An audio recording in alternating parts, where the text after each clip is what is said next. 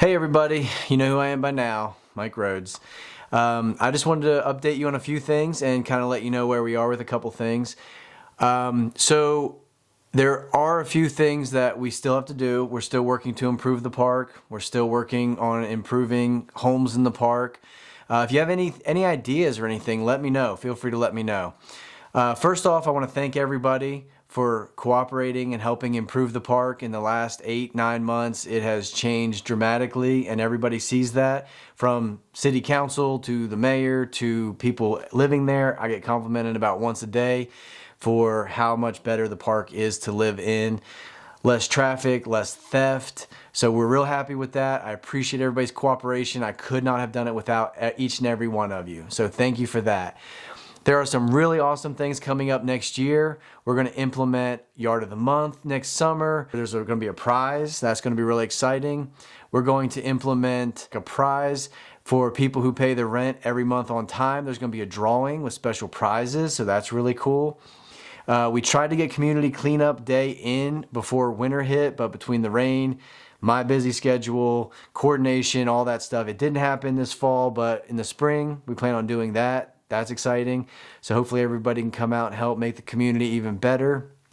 Now, as far as a few things to touch on, there are still a few fences that aren't approved that need to come down by spring. I know it's winter, so we're not really like making it a big deal right now. But some of the unapproved fences that are just chicken wire up, there's not very many left, but that needs to come down. And if you have any questions on like what type of fencing is approved, in the front yard, it has to be vinyl, split rail, something really nice. In the backyard, it can be a chain link fence, but it has to be 4 foot high or less, and it has to have a top rail on it. That's important. Of course, the backyard, if you want a privacy fence of some sort, it would have to be a 6 foot vinyl fence, which I get it. That's very expensive, but honestly, it's really better without a fence.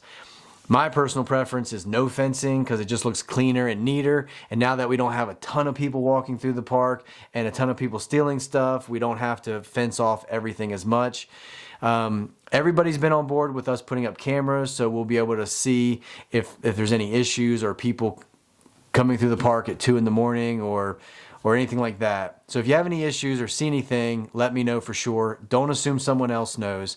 And then also another thing that I want to offer. We fixed up a few of the homes, and some have no issues, no bugs, no nothing.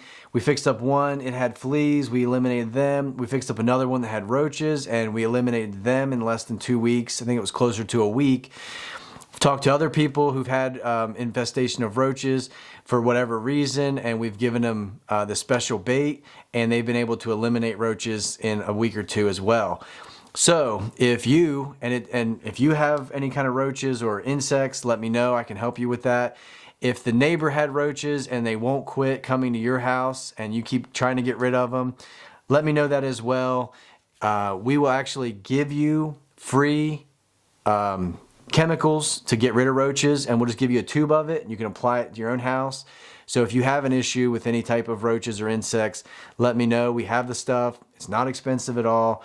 So like I said, we'll even give it away for free to help you out. If you want to buy some, we can tell you what site to go on Amazon and what kind to buy. It's called Max Force, and it's just a gel. It's like peanut butter. Make sure your pets can't get to it, obviously.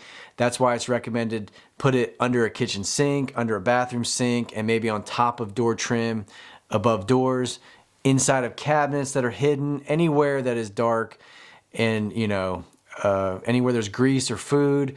And obviously if you have grease or food in your house, keep it cleaned if you have a problem with roaches, because they'll multiply. All right, so hopefully we can eliminate all the roaches and all the crackheads from the entire park, and it'll be a great place to live, and we are getting there. We are getting closer every day. So we're doing our best to make it better every day. Keep your lot cleaned up. Hopefully you can do Yard of the Month stuff. You can plan now to start, putting flowers in, kind of making it a really nice community. This winter, if we get a heavy snow, we are going to have a snow truck come in, a plow truck come in. If for some reason they don't, when the snow gets, I think it's above 2 inches is when they begin to plow. Because below 2 inches, you can just drive on that. That's not a big deal. But if it gets too high or something, there's an issue, let me know that too, and I can call the plow guy. But he will only plow the main road, so I want everyone to be aware of that. When he pushes it, it will mound up snow on the edges, but unfortunately, they don't handle that. So you'll be responsible to shovel your own sidewalk and that mound of snow that's on the edge of the road. And I know it's inconvenient, and I apologize for that in advance, but that's just the way it is. These plow guys just won't get out of their truck and shovel snow, and they have nowhere else to put it. It just piles up, and I'm sure they're going to do their best to try to make it as convenient as they can for everybody. That's just the way it is, whether you live in the city limits or whether you live in the country. When people plow, it just piles up on the side of the road. Hopefully we don't get a lot of bad snows this year. Also, a reminder, if it gets cold, if it gets below 28 to 25 degrees, make sure you leave your water dripping. It doesn't have to drip super fast, but it does have to drip to keep it from freezing. And you are liable for the water meters. We don't want to see them freeze and bust. The way you prevent that is you keep your water running. So if you don't leave your water running and one busts, it does cost between $50 and $100 to replace and repair one. And if the electronic part breaks, it's like $350 to $400. So we don't want to see anybody have to do that. We don't want to be out there on the cold days replacing or repairing them anyway. So just leave your water drip. So easy, so cheap. I left water drip in a home the other day, and I left 3 faucets drip, and it was 39 gallons of water in over a day. So it's not that much water. It's getting cold. Make sure you leave them drip. If you have issues with freezing, make sure you insulate your water lines. We did go through and insulate the water meter and the water line itself a little bit. We actually are going to probably go back and try to insulate them even more. But everything beyond that, make sure you insulate your own water lines. If you have any questions, let me know. If you have any comments, let me know, and I'll be happy to answer them, and I'll talk to you later. Thank you. See you at the park.